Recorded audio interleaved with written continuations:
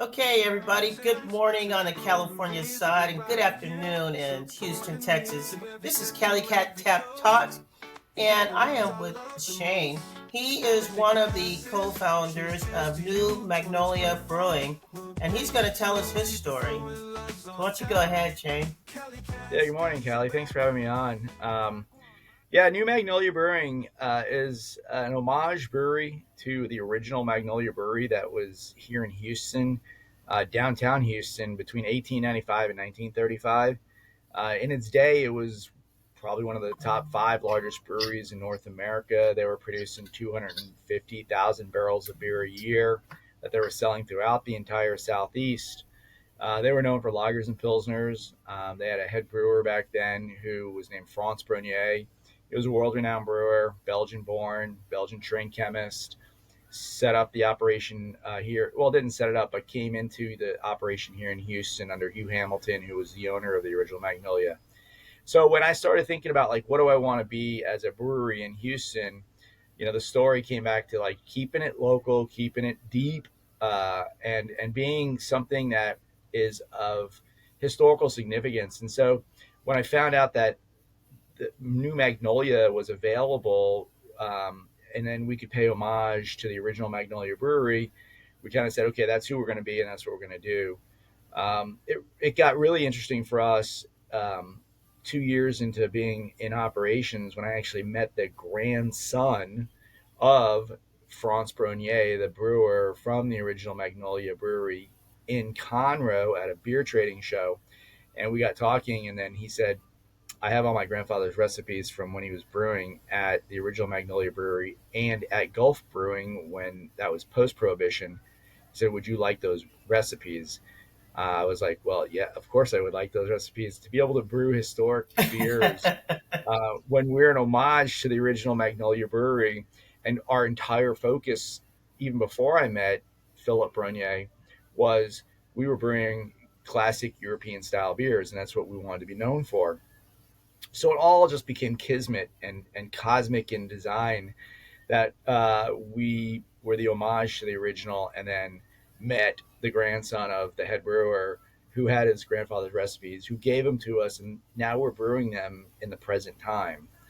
And so that's how we landed on our name and how we got started here in the Houston market back in the day.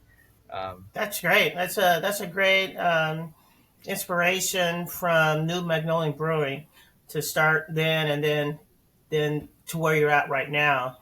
And my question is, can you walk us through your brewing philosophy? What makes a new Magnolia beer unique yeah, besides the old recipe you was talking about?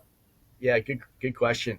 So, like I said, we designed our brew house to be a four vessel system. So we've got our mash tun, our lauter, our boil, and our whirlpool, which gives us maximum flexibility for brewing any style of beer. With it's a steam jacketed system, so we have good temperature controls. So we built a system that was efficient for old world style beers, meaning we can do single and double decoctions, and then we can do any kind of uh, like any kind of specialty recipes that we want to do.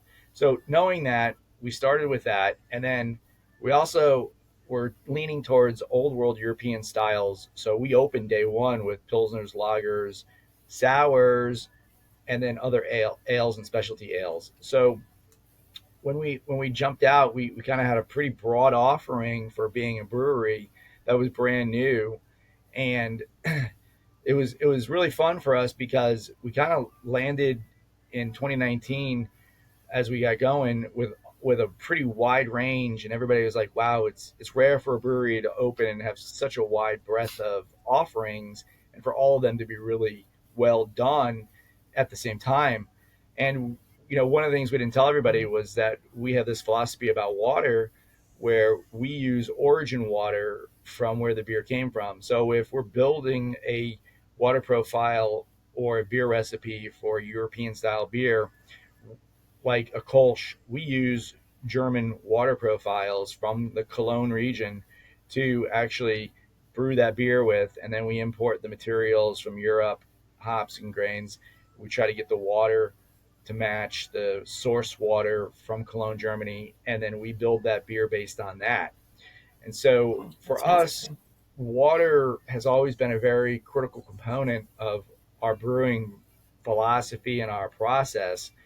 And it makes an incredible difference, right? The flavor profiles that you get when you take native water, you rip everything out of it, and then you use minerality to rebuild the profile back to its origin source. That creates a unique taste for that beer that people typically haven't had unless they've traveled to those sources where the beers were originating from originally. So for us, that philosophy landed us early success both in the craft beer consumer market, also out in the competition market, because we won several awards for our beers right out the gate. And it really kind of put us on this unique journey and path where, you know, we always tell people, like, you can have historical beers done right because everything that is about that beer came from where that beer came from. It's not an American modern interpretation. We're trying to go back to the origins of those beers so that folks can really thoroughly enjoy them from that point in time, as if we were recreating them here in the present. And so it's kind of been another part of our journey as we've been going through this, and creating these unique beer profiles, because we also believe no beer should slap you in the face. You shouldn't be beat up by your beer after consuming it. And because we take our water profiles and we clean them up, we truly make clean beer, and that clean beer is free of all chlorine and chloramine and any other heavy sediments, which Houston has some of the worst municipal water in America. So we take it to RO neutral. We add back everything to make that beer from the origin, and then the consumer gets it, and then they're drinking clean beer, which means they have clean results the next day, and Hmm. they can actually recover from whatever they're drinking a lot faster, and they don't feel that that gut rot and pain that a lot of beers can give you if you had too many. Yeah. So, speaking of award-winning beers, is Bernard your father? No, Father Bernard is the father in the town of Grodzisky that um, blessed a well that was dry, and then the well ran again with water, and so the town had water for everybody to drink from. Plus, they had water to make beer from. So, in our research to do that Polish smoked wheat ale, we named it Father Bernard's Grodzisky because it's from the town of Grodzisky, where Father Bernard blessed the well. And so that was just our cute little way of connecting all those dots for people. Yeah, it was award-winning beer when I was doing some research. So that's pretty cool. You tell a little story on that one. Yeah, that was Um, our first GABF medal in the historical category. what's a beer style that you think is underrated that you love brewing? Just in general, uh, pilsners and lagers. I've always been a giant Kolsch fan. A lot of breweries do Kolsches, um, but it's hard to get it right when you're not using the right water profile, as we do. Um, I also very much love Rausch beers and other smoked beers.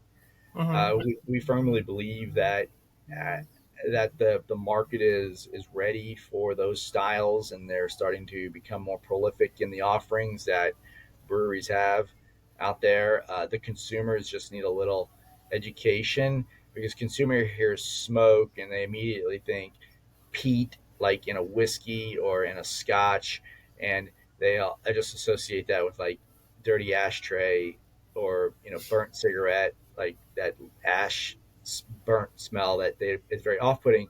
But in a beer in and of itself, it can be very pleasant and well balanced. And so those are a couple areas that I personally think are underrated, and people should give more credence and credit to.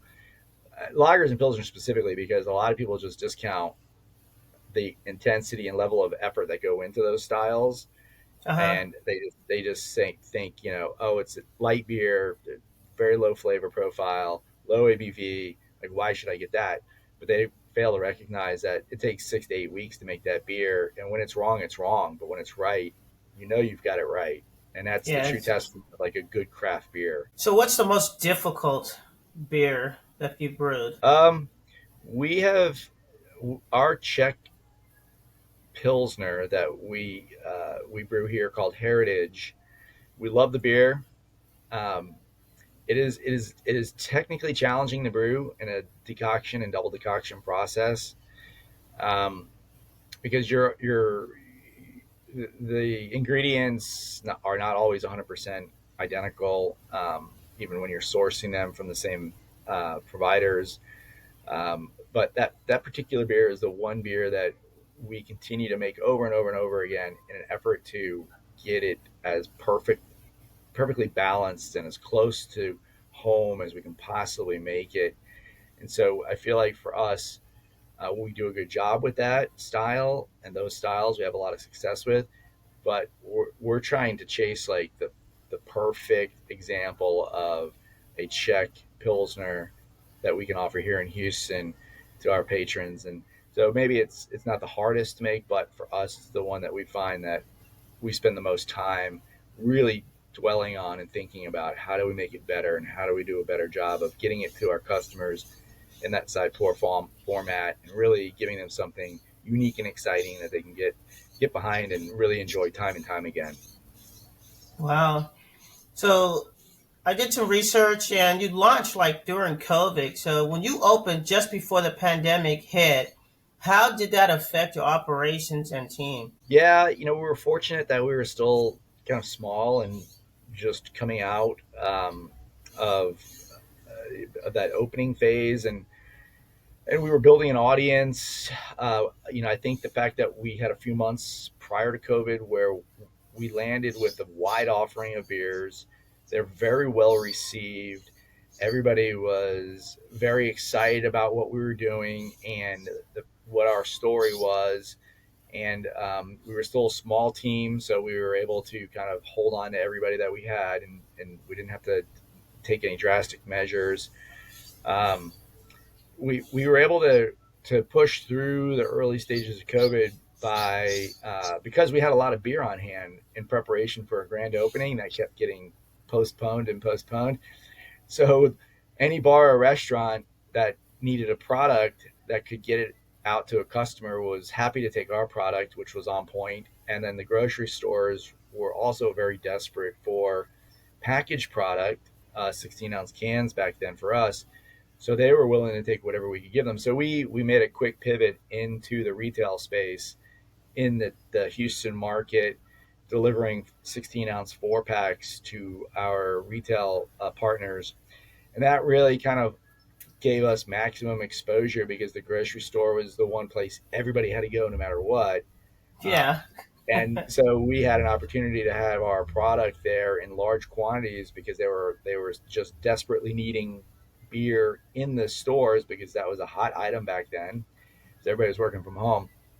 So it really kind of, while it hurt, at the same time it helped because we got a large volume of product that we had made out to the market. People got a chance to try a wide variety of beers that we had produced, both at the grocery store in four packs and then at restaurants that were doing to go and had offerings to go, and bars that had to go offerings. And so we were actually able to kind of stabilize and and grow incrementally over that first year, from a volume perspective. And then we would have our, we had moments where the tap room was open and then it was closed, and it was open, and then it was closed. So we always were fortunate to have like a long line of people waiting down the street to come in and get to go beer from our tap room. So we were able to keep our volumes moving out the door, as opposed to just being stuck and not going anywhere. And we joke, we were like, we had a 2 year soft opening. So we had an opportunity Hmm. to fix and work on and correct without major pressure because everybody was just glad to see that there was a neighborhood brewery that was able to keep putting out product because we had materials that were coming in. We still had loads of volume of beer available to the marketplace. And so we were fortunate early on that it didn't capsize the ship, and we were able to kind of keep to keep keep it moving it flowing? forward direction. Yeah, keep it afloat and going forward. It looks like the community responded pretty well. And so how did you see your role as a community space, especially in a historic Heights area? Yeah, we're this we're in a unique space in the Heights. Our tap room is very large. We have a lot of parking on premise. So during the pandemic, one of the things that we did was we I started inviting musicians to come do concerts in our parking lot because we Mm-hmm. sit on an acre of land in the Heights. And so musicians were coming in and they would sit on the deck and they would play a concert to our parking lot where people were tailgating in their cars or just bringing in chairs to like sit and watch. And then food trucks were showing up to serve them. So we became this small little entertainment hub in the bleakness of everything that was going on around us at that period Mm-hmm. of time. And we remained relevant to people in the neighborhood, and they loved the idea that they could walk in one door, grab product at the counter, and go out another door and still be very socially spaced from everybody. So going beyond that, like in the present day, we're seen as that like ultimate neighborhood brew pub because we sit in a neighborhood with no zoning. We have townhomes and apartments all around us, shopping centers, everything else. People walk here every day. We have people who their dogs bring them here as opposed to the humans bringing the dogs here because Yeah. the dogs know the path and they love to come here. And we've been always been very in tune with supporting the art community, like artists, both visual and musical. And so we have a gallery wall here that was constructed when we built the brewery out in our tap room, and we allow artists in the Houston market to display their artwork for uh, for grant money and for other professional purposes that give them recognition, notoriety. And then we also do gallery openings here for folks who are new and up and coming. And then we sponsor artists from around the country that come through from time to time. And then with music and comedy too, we are also open to comedians on Wednesday nights for open mic night. And then we have the music that kind of rotates through with artists that come through Houston doing original work. And so we've always been very supportive of those different artistic segments here in the Houston market, and we've done a lot with the pet community as well as far as fundraisers. We do a ton of work with the local schools for fundraisers.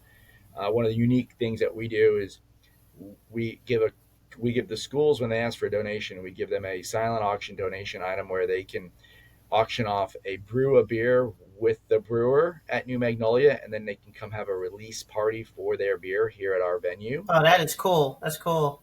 Yeah. So um, what's happened is as that's grown, more and more schools are latching onto that, and it helps build us build our community where we're not otherwise being noticed, and it helps them know about what's in their backyard in their neighborhood that they live in, and then people get to use it as an opportunity to host a party where they can then enjoy their beer with friends, and it's just an all-around win-win for us, the neighborhood, the community. And it's a really fun example of how we have an opportunity to do that, and every brewery does.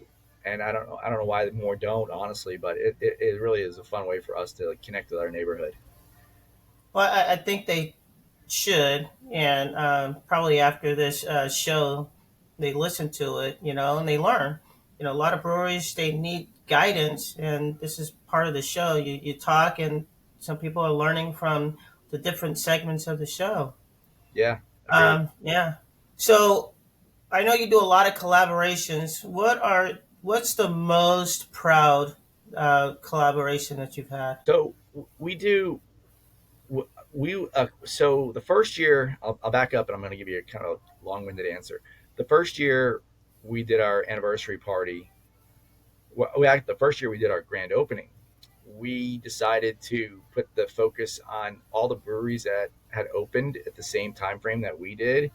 And so we did collaborations with a dozen breweries across Houston, and we brought the beers here to New Magnolia, and we celebrated our anniversary party along with all those other breweries that nobody knew about, or they were outside of their immediate market here in the Heights, because they were from all over Houston.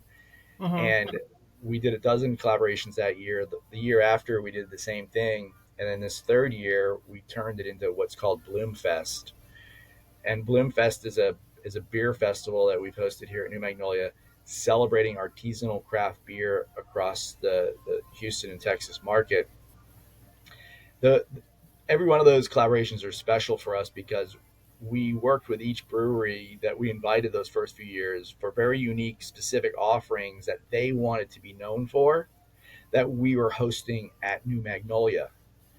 And because of that, a lot of breweries that are out in the outer areas of the Houston, being as large a market as it is, they gained a lot of recognition and notoriety from people inside the loop that otherwise would have known they were there. And at the same time, we as brewery owners built a relationship of admiration and appreciation for what we're each doing, and it is like the emblematic idea of what craft beer is and what it represents, is that we're all trying to help out each other and be connected.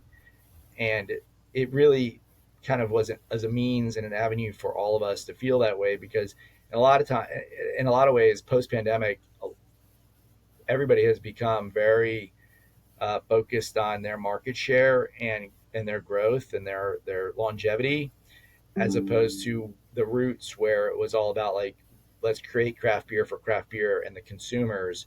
We're all going to get through it together and we're all going to succeed together. Now it's become a little more individualistic and a little more capitalistic in design by breweries. And so we flipped the script on it. And I really can't say specifically like one collaboration I'm proud of, because I'm proud of the fact that we took the time, energy, and effort to go out to the broader community and do this concept of collaboration for growth and opportunity in the market, and turning it into a beer festival. Which now my intent behind the beer festival is to say, hey, you other brewery, take it to your space and let's all come to you now, and then let's rotate the concept from brewery to brewery around the city over the next few years, and let's showcase the same concept, the same idea of beer, just not at New Magnolia, but across all of the craft beer segment in the Houston market. Yeah. So basically, like share. Like share, yeah, yeah, Yeah, like share. Share the yep, love was what they would say. I'm going yep. to go back into history real quick. When you got those old recipes from the grandson, what was going through your mind at that time when you first brewed the first beer? You think it was going to come out, or what was going like? Wow, I'm brewing this beer. How was it going to taste? What was going through your mind? Walk me through that. Yeah, the biggest thing that we were focused on was understanding the recipes and what we had available, translating them, because they were all in French and Flemish, and our head brewer is fluent in French, so he translated all the recipes. So we wanted to make sure we got them right. We wanted to make sure we were paying homage to the past, to the history. We didn't want to take too many liberal brewing decisions and try to modernize the recipes. We wanted to keep it very historical in design. We wanted to make sure the Brunier family were also involved with every step of the process. So they were there during our first couple rounds of recipe design and the first few batches of beer that we brewed. And then they were there helping with the logo design and the naming and everything else. So we worked very close hand in hand with the family to ensure that their their representation of their history was true with what we were also doing, and we weren't having any conflict or disagreement in the marketplace. And we really wanted to make sure that when it landed in Houston, that it landed correctly, because the piece of it, which is the most exciting part, was the the original Magnolia Brewery won number one beer in the world in 1913 with the beer called Southern Select, which we got all those recipes. So Mm-hmm. here we were sitting on recipes from the number one beer in the world in 1913, and that competition was held once every 10 years. So that original recipe, that original brewery, Magnolia Brewery, had that bragging right of number one beer in the world from 1913 to 1923. Now we know Prohibition started in the 20s, and so um, that all went away. But after Prohibition ended, Howard Hughes, who everybody knows as the philanthropist and filmmaker and every oil and gas family, he opened Gulf Brewing with Franz Bronier, the original guy from pre-Prohibition, and rebrewed that beer called Grand Prize. So he took Southern Select and he made Grand Prize out of it, and it sold incredibly well again. And so our goal was to focus on pre-prohibition, the origin of that beer, and the homage to the original Magnolia Brewery, and the respect owed to the family, the Bronier family, for that. And so we really wanted to make sure it landed correctly. We branded it as Drink the Past. We had the Texas Beer Collectors Show here that first year that we launched it, and that was beer collectors from all over the state came to Houston. They held a show here with all the beer memorabilia, historical that is, and then we released the beer to the Houston market. We sold everything out in 2 weeks with the original launch of that beer, and then we did it again the Wow. second year, and then now we're doing it again this year for the third time. And so every year it kind of just takes a little bit bigger um, presence in the Houston market, more recognition gets put to it, and more people come out for it. And eventually, the goal is to make that beer commercially viable again for the entire Texas market. Wow. That's nice. That's nice. I'm gonna throw you a loop here, and the loop is the artist that designs. How'd you guys come up with the designs of the can? Was it is it a simple? Did you guys pick an artist? How did that come about? Yeah, so there's a when again the pandemic started, we knew we needed can labels. Our connection to the art community was starting to develop because of the brewery. We got the brewery from an artist. We got the brewery space from an artist, and so he introduced us to the art scene even further than what we already had been in. And so a gentleman that we got introduced to was a incredible graphic artist, and he was in need of work. And so we sat down and we mapped out 16 different can labels, and he worked intently on each one uh, to create these very ornate, very complicated labels. We were the first Houston brewery to introduce the metallic bop um, label material, which is that like metal finish, aluminum finish on the cans where they actually glow a little bit when they get hit Mm-hmm. with light. And that was because of Chris's idea to do that. He thought it would look really good and have the cans stand off the shelf. And each can was specifically designed. Each can label was specifically designed for the style of beer going into the can, which like our dry hop Kolsch, it has a very unique pattern, a geometric pattern on the label, which is specific to uh, uh, mathematics, and Germans are very much in the mathematics, right? And WYSIWYG, which is what you see, is what you get. It's a matrix drip because it's a double dry hopped hazy IPA with um, the, the the the what you see is what you get in a command prompt, all green, so that because everybody likes to hold their hazy IPAs up and they look at them and it's kind of like, well, you ordered a hazy, so it is gonna be opaque, right? And Yeah. so in some of it, we were like, let's just keep it according to the style of the beer for the label. Then some of them we got super creative, like Ennio, which is our Italian pilsner. That's Ennio Marconi, the composer who popularized spaghetti westerns. We put Clint Eastwood from The Good, Bad, and the Ugly on the front of that can with him in the horizon sunset. And so everything is we call it smart art. Mm-hmm. It's not as artwork on a can that you look at and you are intrigued by it, and it makes sense once you connect the dots behind what's in the can and what's on the can label itself. And then people have an incredible appreciation for that because it's another element of the purposefulness of everything we do, from the brew house to the water to the sourcing to the design of the artwork and to the presentation to the public. Wow. Yeah, I believe a lot of artists don't get credit for the can art that they do, and there's a lot of them out there. And Yeah. yeah, thank you for that. Thank you for that. So when it comes to vision and growth, where do you see New Magnolia Brewing in the next 5 years? Yeah, we definitely want to stay here in the Heights. We have a big enough footprint between our building and our land that we can expand here on premise quite a lot and really grow our production volumes. We would love to continue to provide Houston and the Texas market with our core brands. We have seven core brands in the market. Um, and but then continue to offer a wider variety of rotating specialty beers here in the tap room itself.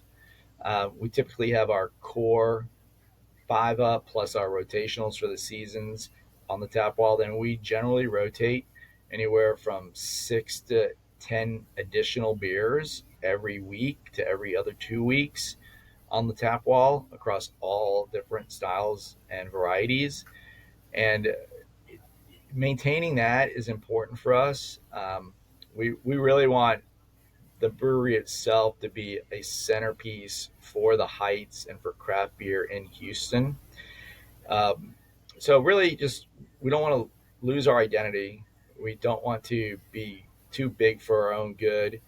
We want to maintain that true craft feel and connectivity with our neighborhood and our patronage. And we want to evolve and grow with the craft beer consumer and the marketplace, which we firmly believe is going to be dominated by lagers and pilsners, craft lager and pilsner within the next 7 to 10 years, as opposed to IPAs, which it has been historically. And so, really, that's we want to be on the front edge of that movement as we go forward with the lagers and pilsners, and that's why we've really positioned ourselves uh, the way we have with our beer making and our brew house and kind of our market and where we're going here in the future. Okay. If you could collaborate with any brewer or brewer in the world, who would it be and why? Yeah, it's a fantastic question. Here in America, I have three in mind. I would love to be able to do a beer with the folks out at North Park in California. Like North Park, They, yeah. yeah, just some of the best beers I've ever had are from them. Suarez family up on the East Coast, Northeast. We have their beer. We've tried their beers here in the brewery. Another fantastic brewing operation. Great story. Just really well done. And then if I were in the Sun Belt, Green Bench in St. Pete, Chris Johnson down there, phenomenal brewer, world renowned brewery. We've got a relationship with them that we've had for a few years. And so if I were to pick three, like just kind of regionally speaking, those would definitively be my first choices for collaboration here in the U.S. Yeah, I am quite familiar with North Park in California. Yeah, yeah. They are popping Love their out beer. some good beers, some good beers. Yes, yes, indeed. Okay, for the listeners, what's one piece of advice you'd give to someone dreaming of starting a brewery today? Take your Would you say assumptions. no, don't start one, or you say No, I would, yeah, I like would, be I, cautious? Yeah, I would say take all of your assumptions for revenue, cut them in half. Take all of your assumptions for growth and cut them in half, and see if you're still willing to do it. Yeah, why would you say that? Because we all have a tendency to believe the market's better than it is, that our product is better than everybody else's, and that we hold some secret element that yet has been discovered in the craft beer community, and it's going to make us the biggest and the best as we go forward. And it's a false reality that so many brewers get sucked into, because when you open, you have this massive halo effect, and the halo gives you incredible breadth and flexibility and almost you over you just get overly confident in your efforts to go forward, and then the market catches up with where you're really at, and then you start looking around and you're like, we've got too much overhead, we've got too much expense, we don't have enough product, we don't have enough growth, we don't have enough revenue. And you have that come to Jesus moment where you can either fix it or you can fold it. And I think in a lot of realities, breweries that have started with the idea I just described as cutting everything in half start from a better base. And then as they grow, they can adjust accordingly, and then they can actually grow through the growth opportunities and the challenges that come, and really start to appreciate everything that the market has to offer, which is hard because of the sales channels that we all are subject to. And so it's just kind of a personal philosophy, having come from corporate finance and seeing the world from a very conservative lens or perspective, Mm-hmm, mm-hmm. and seeing how people become overly optimistic with relation to their offering. That's nice. That's really nice how you said that. Because there's a lot of people out there that do think, I just brewed this beer, this one beer, and your family likes it. Hey, you should open up a brewery. It doesn't. It's not that simple. It's not that simple. No, So it's not that simple at all.